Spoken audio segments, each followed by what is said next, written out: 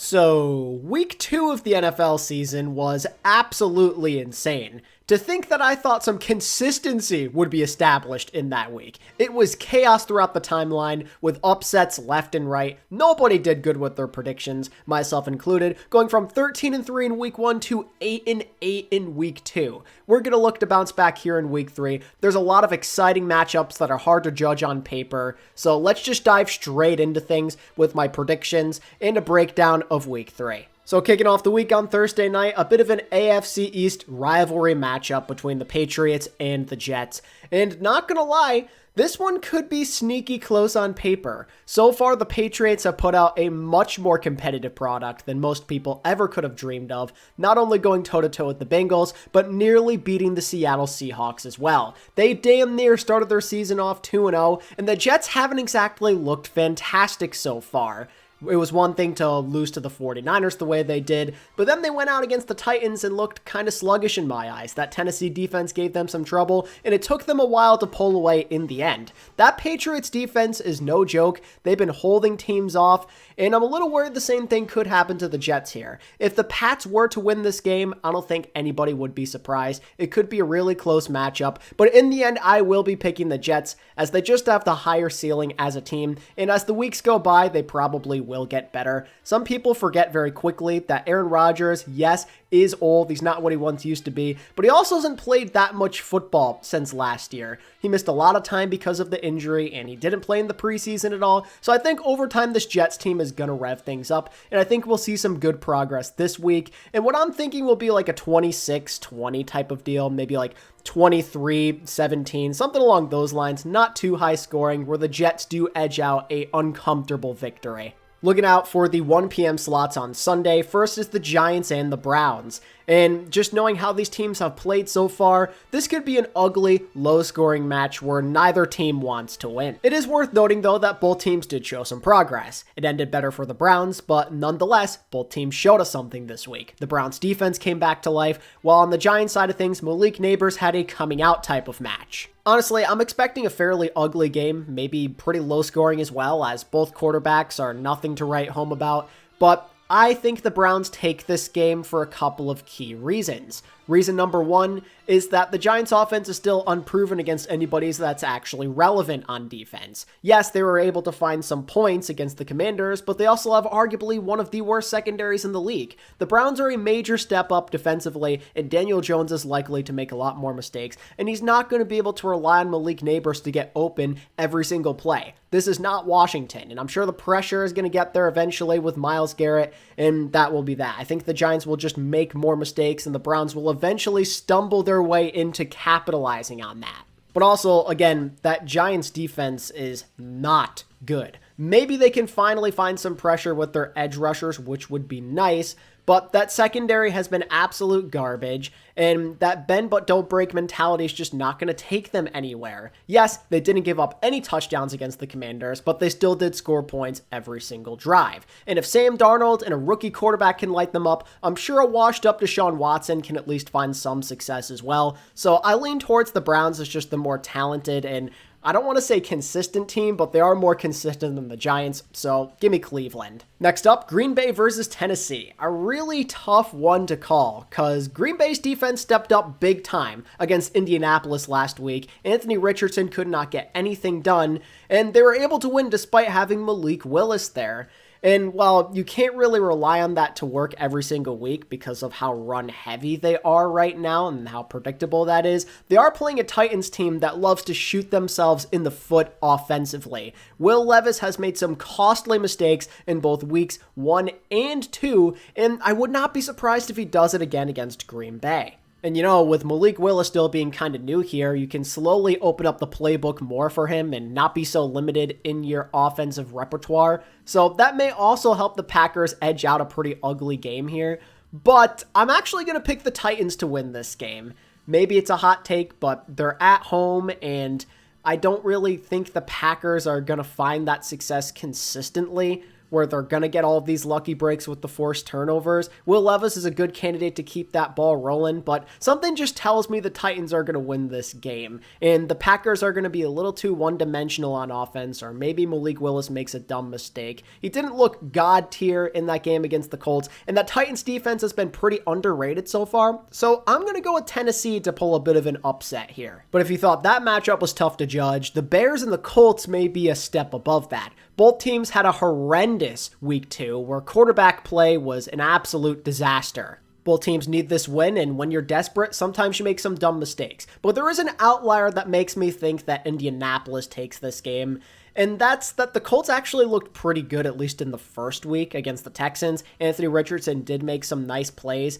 I think that week 2 will be a growing moment for him. You can't expect him to always play that badly. It just won't happen again. That Bears defense is intense, but he'll have plenty of opportunities, as that Bears offense just hasn't been able to roll consistently. Caleb Williams is having his welcome to the NFL moment, and I'm not sure if it's going to subside by week 3. The decision-making hasn't been there, the accuracy hasn't quite been there. I don't know how much I can trust Caleb Williams just yet, and I need him to show me something before I put more trust in the Bears to win these types of big games. The Colts, they're more experienced. We've seen what Anthony Richardson can do, so that is simply the more safe option, hence why I am picking the Colts to win this game. Next up, you've got the Texans taking on the 2-0 Minnesota Vikings. The Vikings have been the pleasant surprise of the season so far. It was one thing to blow out the Giants, but then you go out there and beat the 49ers convincingly, and now all of a sudden, people are going to look at you seriously. This Vikings team has been absolutely incredible to watch so far. Sam Darnold looks like a new man in this start with the Minnesota Vikings. And on top of it all, the defense has continued to show some consistency. I loved how they played against San Fran. They were able to mess up their game plan, force Brock Purdy to make some mistakes. Brian Flores is making a massive difference. But to me, this is a step up. The 49ers weren't completely healthy. They're just not the same team without Christian McCaffrey. Maybe I'm making excuses. Maybe some people will call me a hater. But it just seems doubtful that you can win all these big games all in a row. Eventually, you're going to drop one just from a sheer talent perspective. Someone's going to find a hole in your defense. And CJ Stroud and all of the weapons he has feel like the perfect team to do so. Wouldn't be shocked if the Vikings keep it close. But this time around, I think they will not be able to keep up. CJ Stroud and the boys have looked so good so far. They didn't put up that many points against Chicago, and I think they're overdue for a big game, and it's going to happen in this one. Sam Darnold will not be able to keep pace with a possible. But how about the Eagles versus the Saints? Pretty interesting to see their trajectories after week 2, huh? Philly continued to show some holes, and they ended up choking a game that was super winnable against the Falcons, while the Saints have continued to roll forward, putting up yet another explosion of points, this time against a reasonably good Dallas team. Something about Derek Carr during election years, man. He just seems to play better. He's absolutely popping off, and it's the best he has looked in years. This Saints team has been the surprise of the year so far for me, and they're starting to convert me. I was a hater at first, but right now, with how their offense is playing, it's pretty hard to not believe in them. The deep balls have been beautiful with Shaheed and with Olave. Alvin Kamara is having a bounce-back season as well. This Saints offense is rolling. And to be honest with you, I think it may continue against this Philly team in an upset of sorts, if you want to call it that. That Dallas secondary is definitely better than what Philly is rocking. And so far, Philly have been getting torched by some good QBs. We saw Jordan Love do it at least for a couple of quarters in week 1, and Kirk Cousins dotted them up on a game-winning drive. I find it hard to believe that Derek Carr won't find holes in that secondary as well. Not to mention, they haven't been that great against the run, and Alvin Kamara has been putting on a clinic so far. Jalen Carter hasn't been able to fill in the shoes of Fletcher Cox. It just hasn't worked out that way. There's a lot of reasons to be doubtful about this Eagles defense right now. This is a big test for them, and I'm not sure they're ready for it. I am picking the Saints to win this in a somewhat high-scoring affair. I believe in them to get the W. Never thought I'd say that, but I like their odds, especially at home here. So give me the Saints. Let's keep this rolling as the surprise of the year. 3-0, baby. But how about the Chargers and the Steelers? This one's tough. This has all the makings of a grind it out, we're going to run the football lots and have a low-scoring defensive battle type of matchup. Both teams are very similar, relying on a tough defense, having elite pass rushers off the edge, and relying heavily on their running game of Najee Harris versus J.K. Dobbins. Honestly, this one comes down to who's more likely to make that big mistake and who can actually make an explosive play happen. And if I'm putting money on it, I'd go with the Chargers in that scenario. Justin Herbert is just a much more trustworthy quarterback, and with his arm,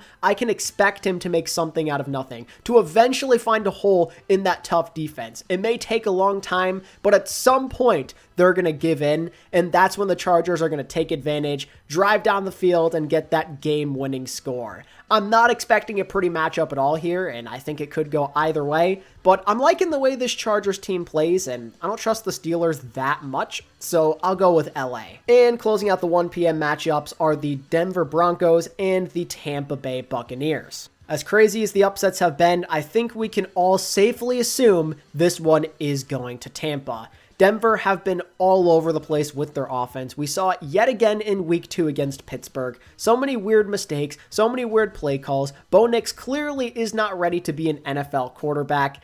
And that's not going to bode too well against this Tampa team who is playing so well right now. They even just got that big win against Detroit, which is massive.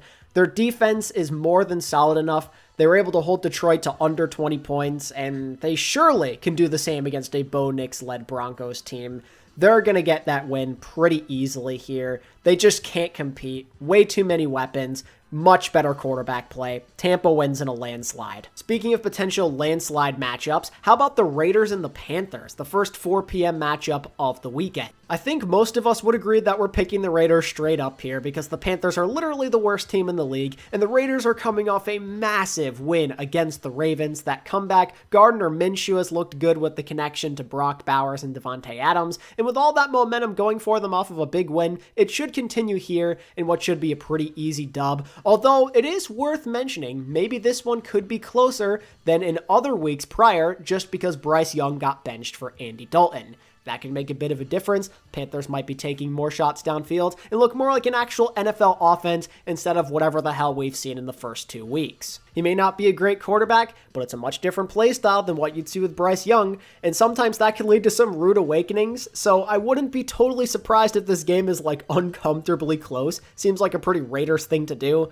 but they should be getting this dub. They're just a significantly better roster. At the other 4 or 5 slot, the Dolphins take on the Seahawks. Now, unfortunately, Miami will be without Tua for the next handful of weeks because of that concussion protocol he's going through. Prayers up for him. I hope everything is okay. But yeah, it's going to be tough going from him to Skylar Thompson. That's a big difference. Skylar a couple of years ago played decent in like that playoff game against Buffalo, but that's in the past. It's been a while since he's played, and that Dolphins offense is more than likely to struggle big time. So you kind of just have to pick the Seahawks here, I feel like. I doubt this is going to be like what we saw in the Packers-Colts game where miraculously Malik Willis was able to win. That just doesn't happen that often, so Dolphins probably fall here to Seattle.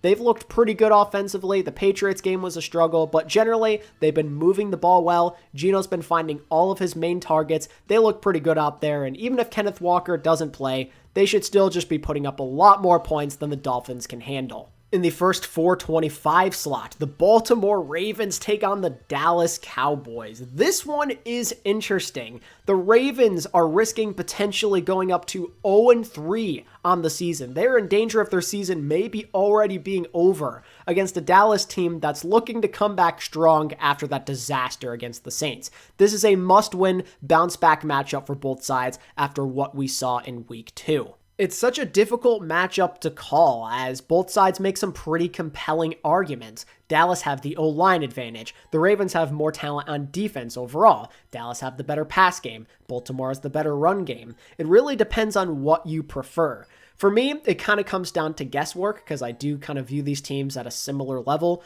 And for that, I'm going to go out on a limb and say that the Ravens win this game. Not to say that Dallas stand no chance or anything like that, but Baltimore starting off their season 0-3 just seems so unlikely to me. I doubt it with all of that talent. There's just no shot they start off the season in such a big hole. Maybe I'm wrong, maybe this comes back to bite me, but I believe in them to maintain the clock by running the ball and Lamar being clutch enough to know that this is a must-win game.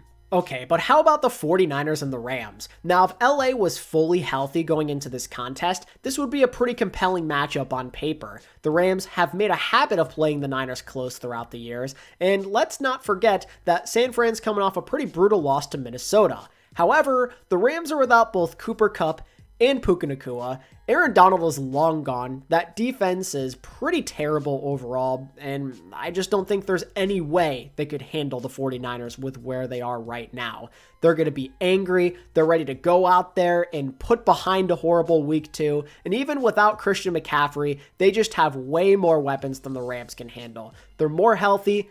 They're the better team, and they'll put up plenty of points in this one. And wrapping up the 4 p.m. games, the Cardinals and the Lions. We could see some fireworks in this one, man. The Cardinals coming off a huge blowout victory against the Rams, where Marvin Harrison Jr. had his coming out type of game, and Kyler Murray looked absolutely insane out there. And they're playing a team that had a pretty rough outing against the Buccaneers, a close game that they ended up losing against a potential playoff foe later down the line. There is serious room for the Cardinals to continue to roll on and pull off another major upset in a high-scoring affair here. I love how they look with Kyler and Marvin right now, but it's hard to imagine that being consistent. That's just how the Cardinals have been throughout the years, and that's the type of quarterback that Kyler Murray tends to be.